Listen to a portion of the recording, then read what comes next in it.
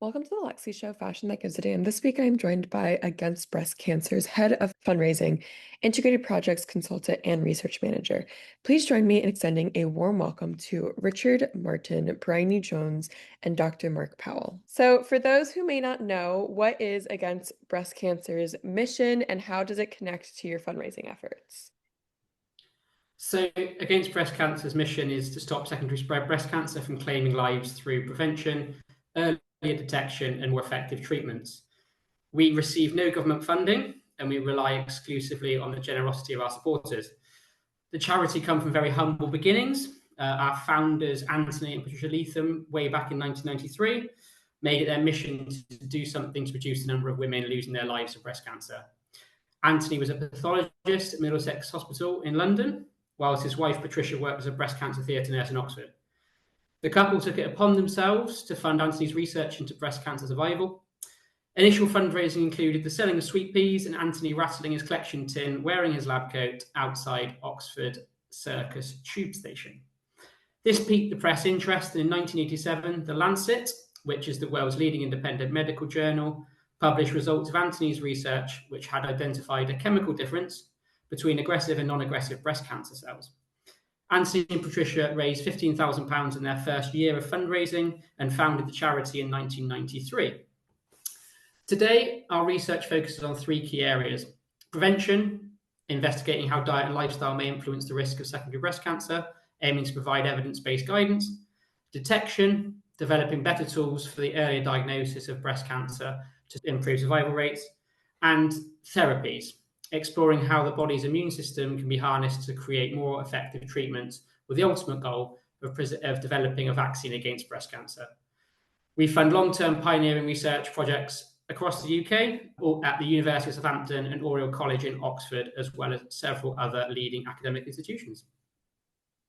Amazing. Thank you so much for sharing that. I love hearing the background of how an organization becomes an organization.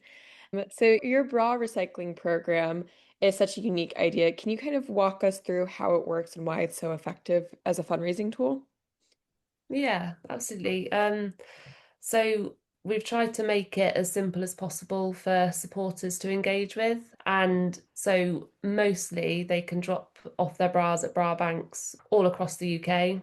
And our bra bank holders are usually sort of in community centres, like GP surgery shops, so like places where you'd normally sort of walk to and go to anyway. And we actually have like a map of bra banks on our website, so people can see the one that's like closest to them.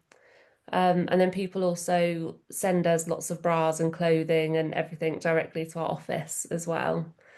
And I think one of the things that make it so effective is because it's got that dual element to it. So people are supporting sustainability by giving us, their bras and then them having a second life. But they're also knowing that they're sort of directly raising awareness and funds for our research. Another thing that makes it really impactful is our sort of long-standing partnerships that we've built with our bra bank holders. And a lot of them sort of go on to do other things for us. And then vice versa. So someone might come in to run a marathon and then they'll encourage their workplace to hold a bra bank, for example, and then the sort of cycle continues. And then like with our bra bank holders as well, they'll often like host events or campaigns. And that could be like an afternoon tea, like clothes swapping events, bra fitting events, sort of styling consultations, or like fashion shows. And we've got a really cool fashion show coming up soon as well. But I think what we're really proud of is that we recycle tons and tons every year. And I actually remember one year we calculated that the weight we'd processed was equivalent to several fully loaded jumbo jets. And actually, it was like we had a 2023 stat where we'd been donated 37 tons of bras, and our recycling manager worked out that if we were to link all the bras together, that they would trail up and down Mount Everest 17 times. So that's the sort of huge impact that the scheme has in terms of sustainability as well. That is amazing. I mean, stats like that is crazy. 17 times up and down Mount Everest. Oh my gosh. I think that's so Oh, we important. do it once. That's crazy. Light work. I'll do that. No, just kidding. Um, I think that's so amazing and so incredible, and it's really helping two sides of this equation, whether it's getting people these bras and sustainability, and that is just so important. So how much has, I know we've talked about like the sustainability impact, but how much impact has this initiative had so far in terms of raising funds for breast cancer research and supporting your programs? So we receive £700 for every ton of bras donated. So a ton equates to roughly 9,000 bras. So you can imagine from Bryony's report how many bras we in fact had that were going up and down Everest. Since the COVID-19 pandemic, the income from our recycling schemes raised in the region of £250,000 a year. We used to take part in a lot of doorstep recycling, but that's taken a bit of a step back since the pandemic for various reasons, meaning we are less reliant on that one source, and we're working at diversifying our recycling opportunities, ideally with the intention of returning to pre-COVID levels of roughly £450,000 a year that we're getting through our recycling schemes. As Bryony touched on earlier, we're working with a number of organisations and individuals across the UK to get them recycling at work. We have just under 1,000 bra banks throughout the UK, and they are looked after and publicised by our 995 bra bank holders, which we have recently called champions. And we're working on a piece of work at the moment to really engage them, their enthusiasm, with the intention of galvanizing even greater support and thanking them for their value contribution and seeing how we can best work with them to attract even more people to donate their bras in their areas.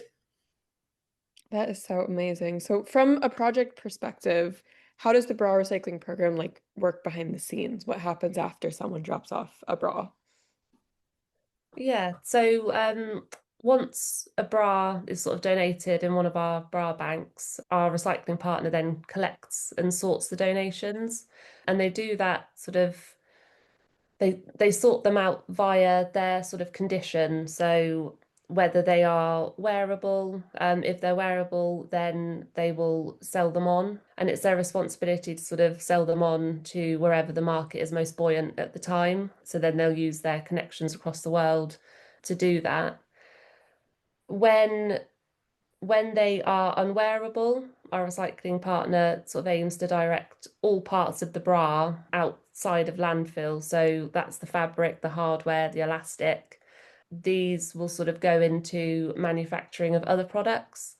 And so, like, one example would be that the bras would be, when they're unwearable, the fabric would be turned into rags and it could be used as recycled stuffing for car seats.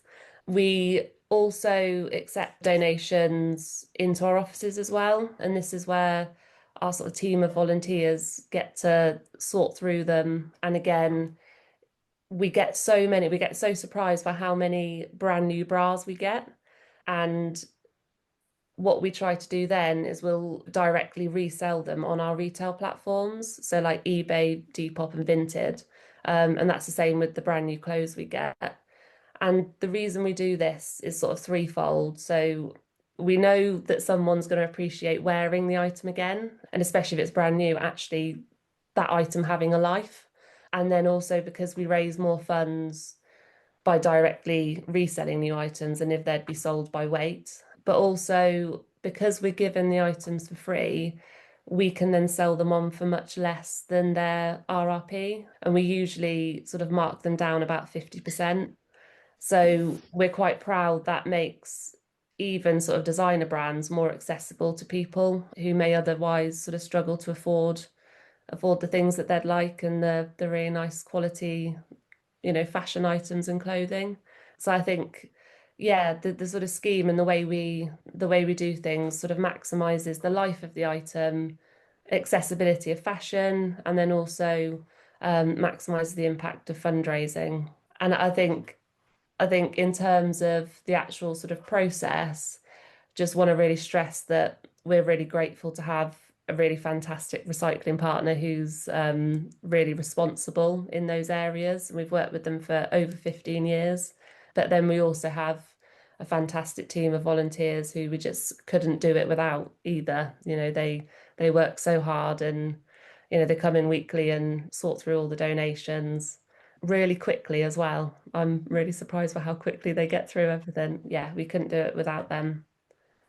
That is amazing. I always say like sustainability is such an umbrella term in the fashion industry, and there's recycling things and there's relisting them on secondhand sites and there's borrowing and renting and just not buying things at all and so on and so on and so on. And so I think it's awesome that you guys, hit multiple of those pillars.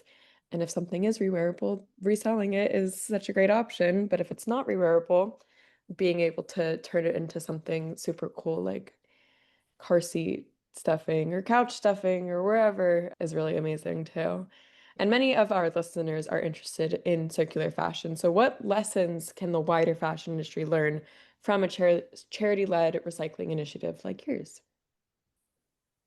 Yeah, I think you sort of touched on it, that sort of it's such an umbrella term, and it's really important to think creatively and sort of diversify. And I think one of the most powerful sort of lessons is viewing clothing not as single-use commodities, but as things that have like an ongoing value, and recognizing that value in the sort of wider context of how useful they can be for, other areas of business, other areas of manufacture, and other people as well.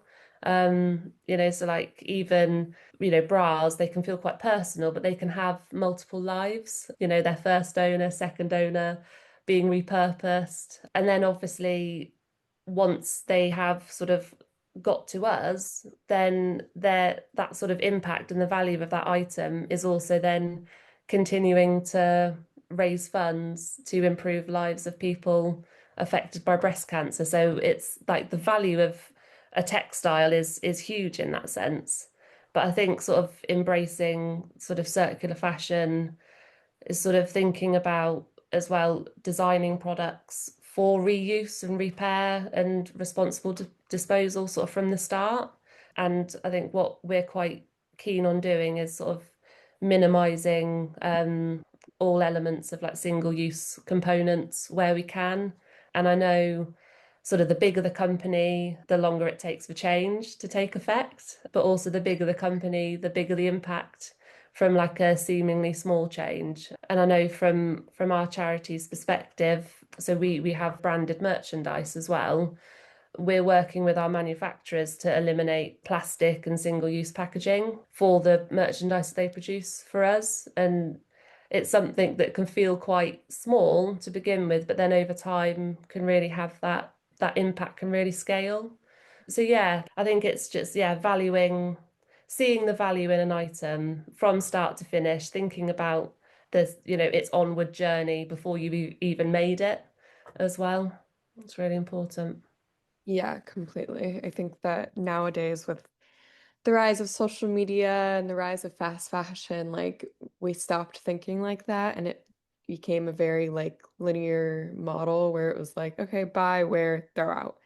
And so I think keeping that in mind, and it doesn't even just have to be in the fashion industry, it can be in everything where it's like, how can we make this? I always give the example of like on a movie set, instead of buying like a ton of plastic water bottles where people will drink it, pick it up, not put their name on it, put it back down, don't know if it's theirs, and then pick up another plastic water bottle. It's so Mm. much more cost efficient to buy everyone on the set reusable water bottles, and then it saves money, it's more sustainable. And I think like that's something that in terms of sustainability, sometimes people find it to be more expensive, and it's like, well, actually, in the long run, it'll save you money. It just might be more expensive initially. Um, and so I think that that is something to always think about. What is the life of this going to be? So can you share a bit about the kind of research against breast cancer supports and why continued funding is so vital?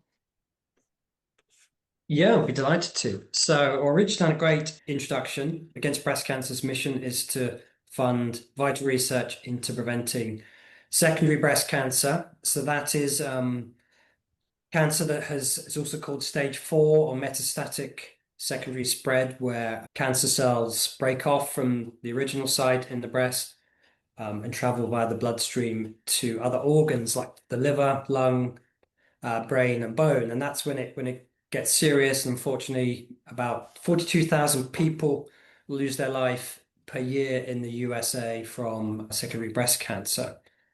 So that's the focus of our research. There is currently no cure for secondary breast cancer, although treatments have improved and people can live for many years with a good quality of life.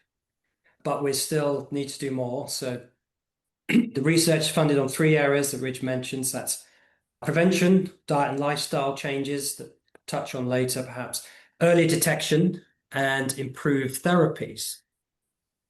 So just on therapies, for example, we have a great team at the University of Southampton who are designing new ways to improve existing therapies that can boost the immune systems, the natural sort of fight against cancer that the immune system normally does so well. And that's some really terrific cutting edge research going on there. Our senior research fellow, Professor Simon Lord at the University of Oxford, is looking at a diabetes drug, slightly different. It's a low-cost drug called metformin that's been used for diabetes for a number of years. And there's some interesting research that shows that can benefit a number of breast cancer patients, because the link diabetes and cancer, there's some interesting links there. Then a bit of a holy grail for breast cancer is the development of new vaccines. Dr. Ben Nicholas at the University of Southampton is doing some incredible work trying to find pieces of breast cancer cells that are novel and different from healthy cells that then new vaccines can be designed against.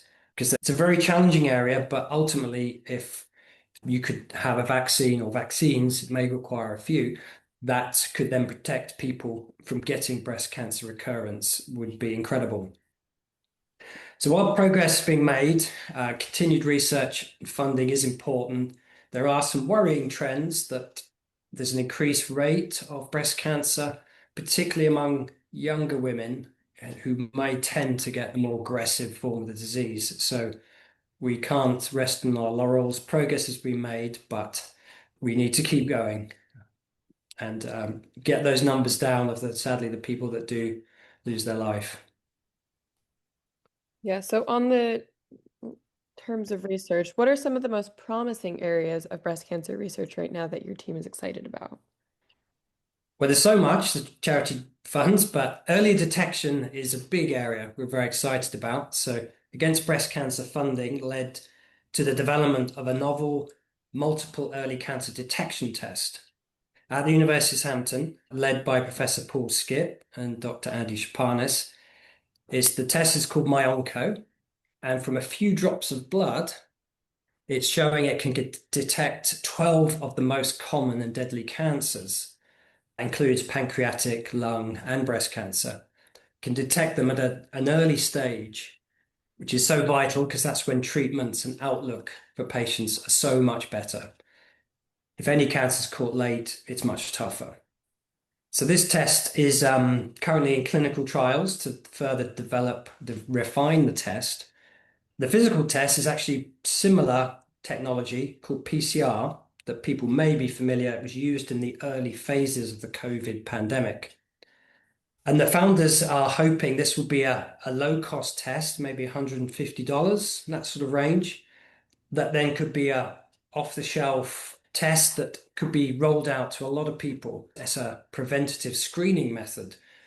And its value really could be that anybody that may particularly at risk or have a family history of breast cancer or other cancers could have this test routinely and potentially get a really early warning sign, sometimes months or even a year or so, an early warning sign before symptoms would actually be seen clinically. So that's so valuable, and we're very excited. It's been covered in the national press in the UK. We wait for the next next stage of clinical trials. Wow, that is amazing. So, how do lifestyle factors, including environmental sustainability, tie into breast cancer prevention and awareness? Lifestyle factors is a key part of our sort of research. One striking statistic, to me at least, is about 30% of breast cancer cases per year, that would be 100,000 cases per year in the US, can be prevented or are estimated to be prevented by changes in lifestyle and dietary practices. More research is coming out that obesity and physical inactivity are high risk factors for breast cancer, and to a slightly lesser extent, alcohol and smoking. Yeah, so new research shows that even moderate amounts of exercise, even such as walking, can really have a significant impact on reducing the risk of breast cancer. So environmental sustainability, well, I think that does link to breast cancer in terms of if we think forward to increases in extreme weather events. I think some research was done after Hurricane Katrina, see a terrible weather tragedy, that was shown to really compromise breast cancer survival rates in the people that were impacted. Obviously, it was a severe impact.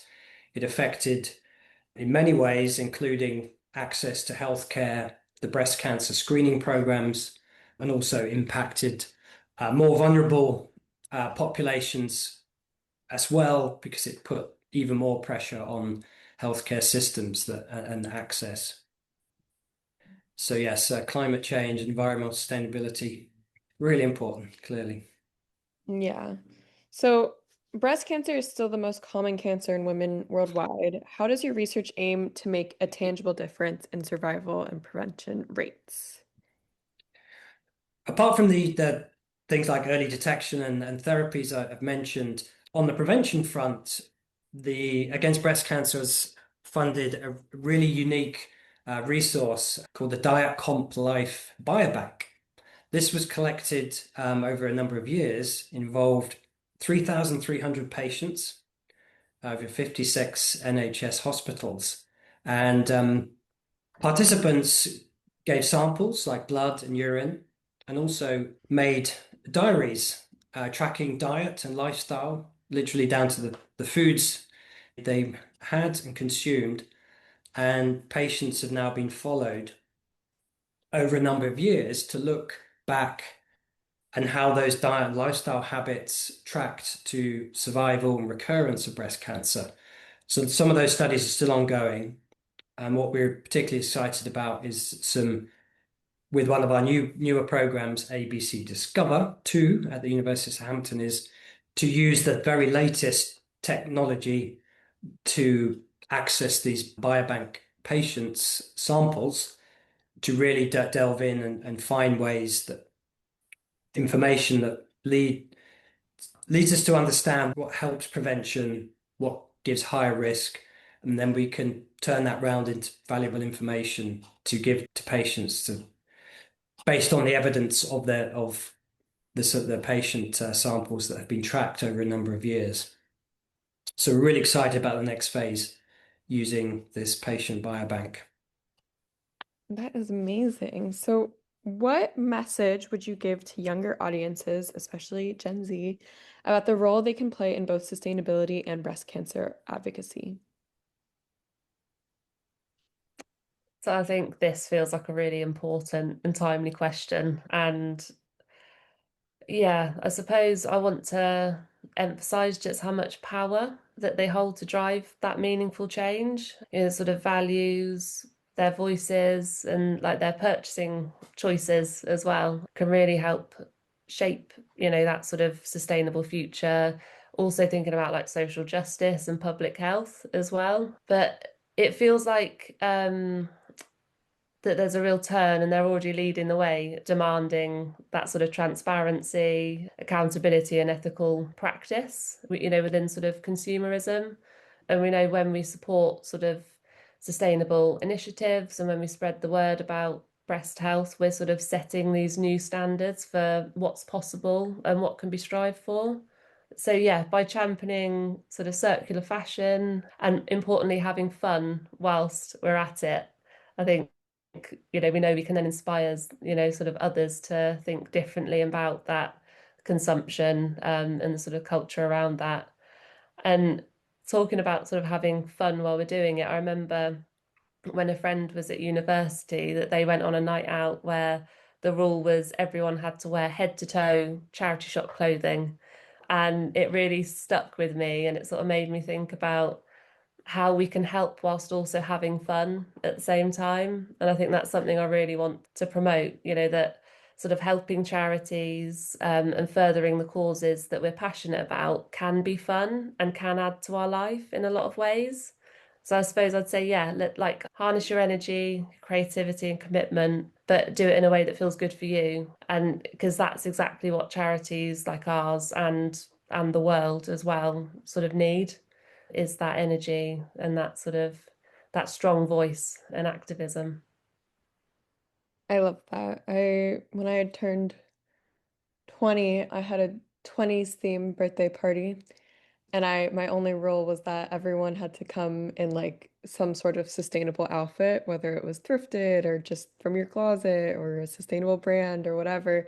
And I think that having fun with it is so important because, these can be very daunting topics, very scary topics. And so I think making it accessible, making it fun is a great way of making it a little less daunting and getting more people involved. Definitely. Even though Against Breast Cancer is based in the UK, how can listeners in the US start fundraisers or support your work from afar? So I think this question follows on really nicely from the previous. There's loads of different ways you can get involved in supporting us, regardless of location. And overridingly, the most important thing is that fundraising should be fun. Just to give your listeners a sort of feel of the sorts of things they could get involved with, we have places in a number of sports and challenge events across the world. And we're really lucky to have places in 6 of the 7 current world marathon majors. And we also have places in Cape Town Marathon, which, fingers crossed, come May is going to become the 8th marathon major. Listeners may be wondering, but the one we don't have is Boston, simply because it's just the oldest marathon, the most prestigious, the one we can't get at the moment. But we have places in Berlin, Chicago, London, New York, Sydney, and Tokyo, as well as Cape Town. So that's hopefully something really attractive to the runners in your listenership. And if you work for an organization that do match giving, that can often be a really good way of fundraising. So you do your fundraising, but it might well be that your employer will also match up to a certain point the funds you've raised. So that's something massively worth talking to your employer about. While I'm on the subject of employers, we do a number of things working with organizations. So your listeners might want to talk to their employers about whether they have social responsibility goals we might be able to help with. We have often had organizations provide volunteers. Obviously, we're talking about remotely with their audience in the US. But we've had people in the past help us with things like design or IT solutions that can save us thousands of pounds in running costs. They might want to make a donation to a specific part of our research to satisfy their goals. We also offer cause-related marketing. So if your employer, your listeners' employers have certain products that they'd like to sell in conjunction with us and share messaging and marketing, that's another way that people can get involved. So if you either work for a big company or you own your own company, those could be ways we can work together with your employers. One thing I really want to talk about is our community fundraising. So community in this context essentially means your community. So we talked earlier about having fun, bringing your community together and organizing your own event. So whether that be your school, your college, or university, your place of work, what your listeners will know what works well in their communities to have fun. Loved Bryony's idea earlier about coming to a party, for example, dressed in sustainable fashion. It could be that you do traditional things like bake sales or games in your pub or sponsor challenges, whatever it might be. We have loads of ideas on our website that people can look at in terms of ways to create your own fundraising event. We can send packs and resources and that sort of thing. We have a specific campaign for sports clubs called Play It Pink. which is effectively a fundraising initiative where we invite sports clubs, whether that be hockey, whether that be football, lacrosse, you name it, whatever sport we can support.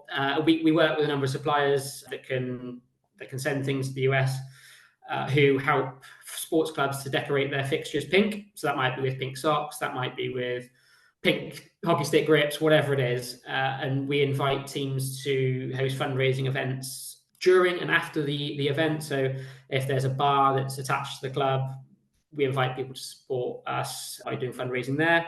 And the beauty of Play It Pink is that the whole concept is around not only raising money for against breast cancer, but also raising money for grassroots clubs, because running an amateur sports club has lots of costs, and Play It Pink is all about making sure that people fundraise not only for against breast cancer, but also for the cause that's local and really important to them, which is their club or society. The last couple I want to touch on, we've got and this is hopefully really interesting to your listeners specifically, is our eBay for charity. So whilst we appreciate sending bras over to the UK might be impractical, you can still support ABC with your unwanted clothes. If you head to eBay for charity, your listeners can choose between 10 and 100% of the funds raised from the sale of those products to come directly to against breast cancer. So that can be a really nice way to be able to fundraise without having to do anything monetarily. Streaming is a really good way for people to get involved. So we have a page on our website how people can use streaming, whether that's doing gaming, whether that's cooking, whether that's playing music, and opening that up as a fundraising forum to friends and family, and taking donations that way. And the last thing I want to talk about is our Against Breast Cancer lottery, which listeners could be in with a chance to win up to £25,000, which on current exchange rates, I imagine is about $35,000 to $40,000, by simply spending $1.50 a week. 50% of all the ticket sales comes from against breast cancer, and people have a chance to win. There's a weekly draw for a prize, so there's always a chance to win on that as well. So it's a nice way of having something to win potentially, as well as supporting a good cause. Well, thank you for that. Those are such great ways to get involved. And listeners, you guys know what to do next. Looking ahead, what breakthroughs do you hope to see in the next decade, and how can community-driven initiatives like the bra recycling help make them possible? Well, I'll say, to really nail down the early detection test, that's going to save so many lives, potential that enormous. And then sort of a bit of a stretch goal is a vaccine for breast cancer. It might require multiple vaccines, but we have the right people, we have the right experts working on it. So I think in the next decade we've got to be hopeful, but we got to keep going. It's not easy, and we need to keep funding that research. From a fundraising point of view, I just wanted to really emphasize the power of community. So the world is obviously forever shrinking, and we continue to advance with AI. The fundraising landscape could look very different in 10 years' time, but the important thing is the power of community will remain. Whilst we're not one of the most potentially well-known breast cancer charities in the US, it's that sense of community we feel is our big strength. We feel we're able to build deep relationships with our supporters and show the tangible impact of their support. Thanks to the continuing advancements in technology, we can make our mission heard not only at home but overseas, thanks to this podcast and things like this. So we're just really grateful to be able to talk to your listeners. And ultimately, it's our supporters and the strength of their communities that will help us navigate the next 10 years. Thinking specifically about bra recycling, what's really special about that and a number of our other initiatives is they do not rely on monetary donations. So it's something that we feel we can help people to show their support not only now but in the future, without the understandable constant worry and concern that it's not always possible to fundraise because times are hard and people don't always have the money to be able to make a donation. But there are lots of ways that they can support us without needing to do that. Amazing. And what's next for you? Do you have any upcoming projects that you'd like to share with us? Well, I can quickly say we here in the UK we have an open day at the University of Southampton where our researchers talk about their progress in the research. And what's really important is we can invite our volunteers and supporters who work so hard with their fundraising to create the funds for this amazing research. So it's a fabulous way that they can interact, ask questions to researchers, and vice versa. We've had events like our sponsored walks, Breast Walk Ever, where the researchers come along and interact with participants wearing their lab coats. Again, just emphasizing that community engagement that Rich was talking about. So what's most exciting for me is by the time this podcast comes out, we'll have had a charity single just been released, and that is by our wonderful supporter Joss McLaren, who has covered Kiss Me by Sixpence None the Richer with Alison Wheeler, who is the lead singer of The Beautiful South. We've been privileged to hear it before it got released, and it's wonderful. Their vocals go beautifully together, and it's made richer by the fact that Joss is one of our long-term supporters, and she also has secondary spread breast cancer. Please, anyone that's listening to this, go and have a look on Spotify, Apple Music, wherever you get your music. Search for that, have a listen. And also, while you're doing that, we also have another charity single, which is already out as well, called Desert Rose. And that's been sort of written and sung by another of our wonderful supporters who lost his wife to breast cancer. So it's a song in memory of her. And yeah, both together, they're absolutely beautiful songs. So, and whenever you stream them, you're raising funds for our research. So yeah, please do join in and have a listen. And a couple of things I just wanted to touch on really quickly is that October is Breast Cancer Awareness Month. We have a brand new campaign that works really well for anyone, wherever they are in the world. And we're inviting supporters to come up with our next big fundraising campaign with our campaign that's called Your Charity Needs You. So effectively, no idea is too big, no idea is too small. The winning individual will be gifted a £100 Amazon voucher. It will be judged by a panel of basically the whole Against Breast Cancer staff, who will come together to have a look at the amazing ideas. If you simply visit our website, which I'll share at the end, and search for Your Charity Needs You, you can access that there, and people can put forward their ideas via an online form up till the end of October. And the other thing, lastly, I mentioned it briefly earlier, the Cape Town Marathon is happening this October.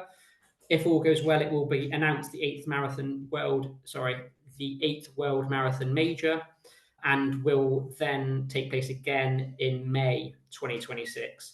So a quick turnaround for them, but we will have places in the 2026 event. If your listeners are keen, they should, again, visit our website and have a look for World Marathon Majors, or simply search for Cape Town Marathon. Amazing. Well, thank you guys so much. Where can people find you, whether on social media or anywhere else? Yeah, so we're on Facebook and we're on LinkedIn and we're on Instagram. So on Facebook and LinkedIn, simply search Against Breast Cancer. On Instagram, it's at Against Breast Cancer 1. And our website is againstbreastcancer.org.uk. So anything we've talked about today, simply go on that website, againstbreastcancer.org.uk, click on the magnifying glass at the top right-hand corner and search for anything there, and you should find it. Amazing. Well, listeners, you know what to do. Thank you all so much for coming on and sharing what you guys do. This has been amazing. While you're at it, you can follow me on my socials. My Instagram, TikTok, and YouTube are all my name at Lexy Silverstein. That's Lexy, silver like the color, Stein. And remember to live a good life and look fucking good doing it.